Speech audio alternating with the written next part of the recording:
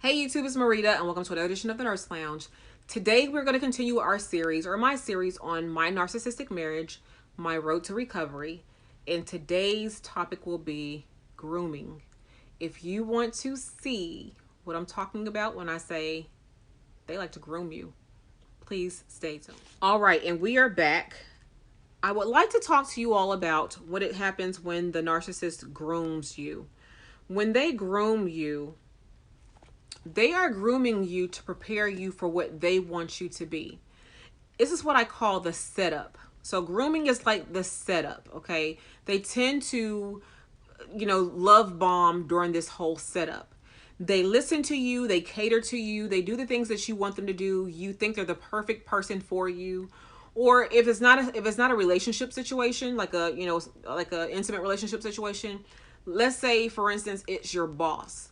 And what that may look like in terms of grooming you in that situation, they give you all these high praises and accolades, and this is true for someone who you are intimate with, but they build you up so much to how they want you to be just to tear you completely down. As it relates to my husband, what he would do is he would sit there and post things on social media about how beautiful I was and such a great mom I was and this, that, and the other.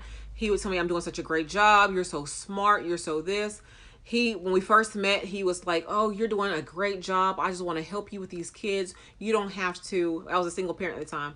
You don't have to work hard anymore. I'm here. You have me now. And what woman who's a single parent don't want to hear something like that from someone who's truly showing her, because he was at the time, showing me that he was doing those types of things. He was combing hair, little girl's hair, combing hair, fixing her breakfast. He even potty trained my 2-year-old, okay? At the time, my 2-year-old at the time.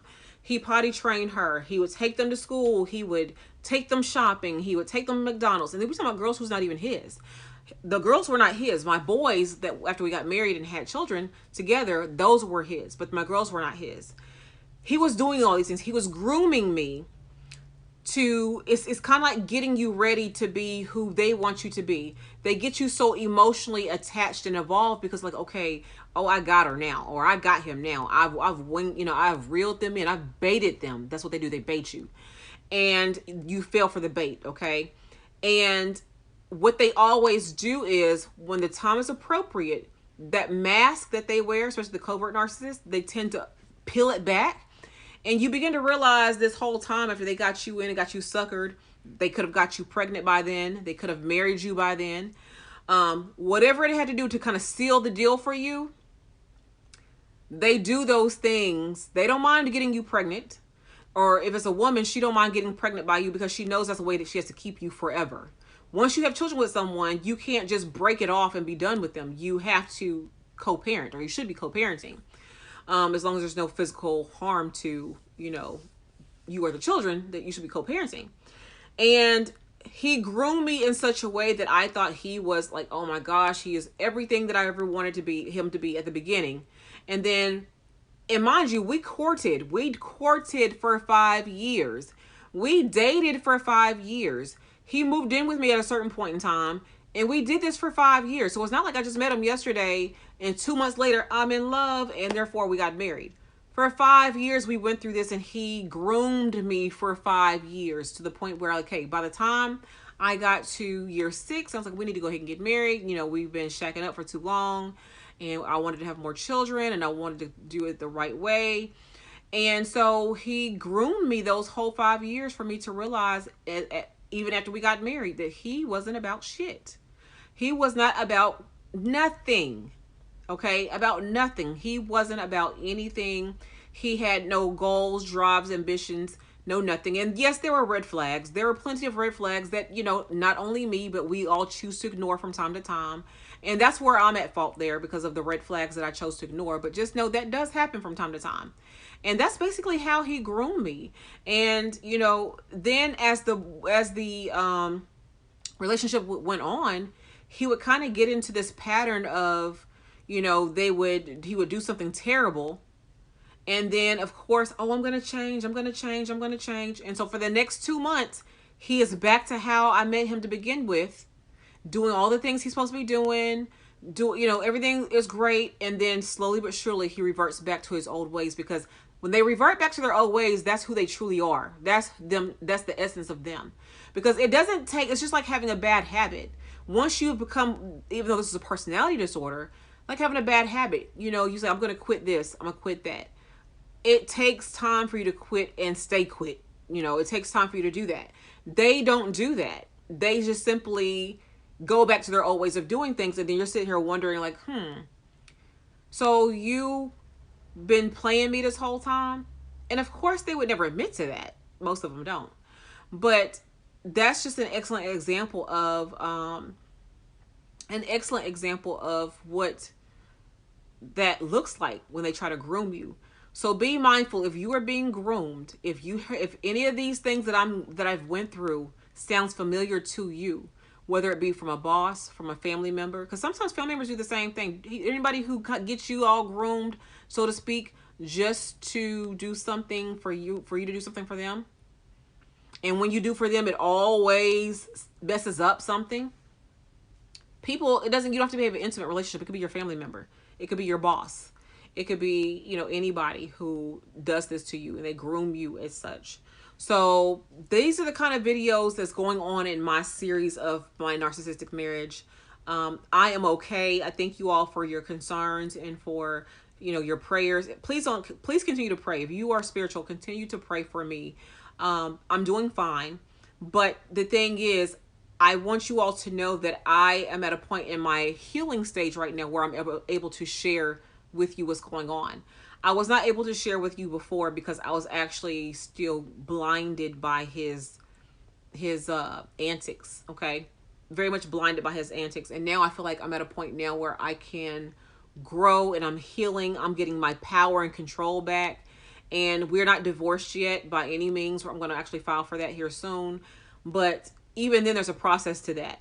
So I am healing, and I'm healing in a good way where I can come to you and talk to you about these issues without breaking down crying.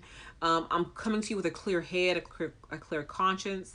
I'm really very thoughtful in what I'm saying in terms of, regarding him in this situation. This is not a form of revenge for him. This is about healing for me. I know that he watches this channel, or he has watched this channel in the past. So he's going to see these videos. And yes, he's going to realize that I'm talking about him, of course. But at the same time, I don't care, because it's not about him. It's about me healing and me getting better for myself. So hopefully this video has been insightful for you. I'm trying to keep these videos as short as I can. There's some that will be longer just because the content or the subject matter is heavy. But some of them are just, this is what it is. This is what grooming is. And this is an example of what he's done to me. And he's done this to me off and on over the past 17 years. I've just now been able to realize that now, like, that's not going to happen again. And because I realize that's not going to happen again, he realizes he's losing his power. And when they lose their power, they get mad. And when they get mad, they retaliate on you. That's the issue with when it comes to narcissist type of people. They retaliate. They find some way. So if you have a boss and you didn't do what he say to do, or she say to do, you're going to be punished some kind of way. Maybe they take away your promotion. Maybe they cut your hours at work. Maybe they do something to hurt you. Maybe you get demoted. Maybe you get a pay cut. Maybe they send you home all the time when somebody has to go home because they know it's going to hurt you.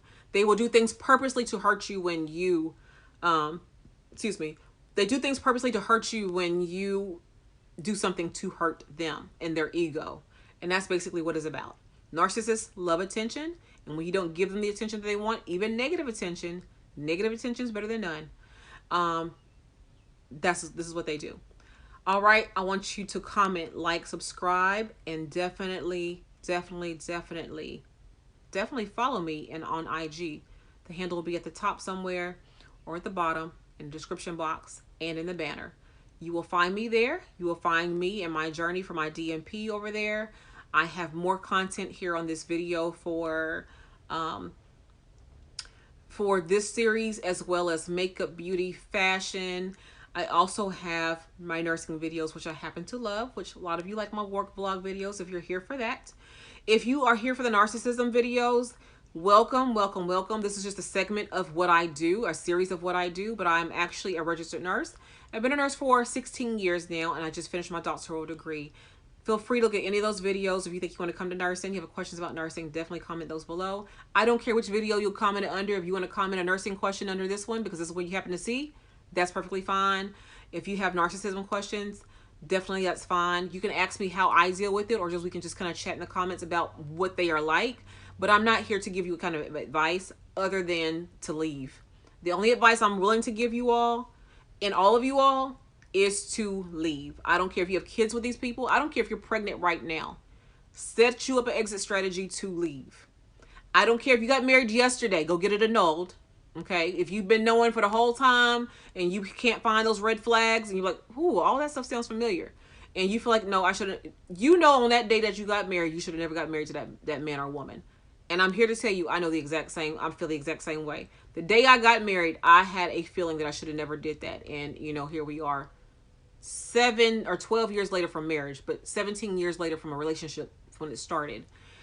And I feel like I gotta go. I have boys who I need to show them that this is not what women should be treated like, and this is not how men should act. So if you don't leave for the sake of yourself, if you have children or you want to have children, don't have children with that person. If you're a man, don't have children with that woman. Because she's going to trap you. If you're a woman, don't have children with that man because it's going to trap you. Do not have children with these people, because I'm telling you, sometimes narcissism breeds narcissism, okay? And they don't care anything about the children, which I'll do a video on children altogether later. But they care nothing about the children. They care about the supply they can get from the children. That's what they care about. Until the next time, as always, let's chat in the comments. You all take care. Bye-bye.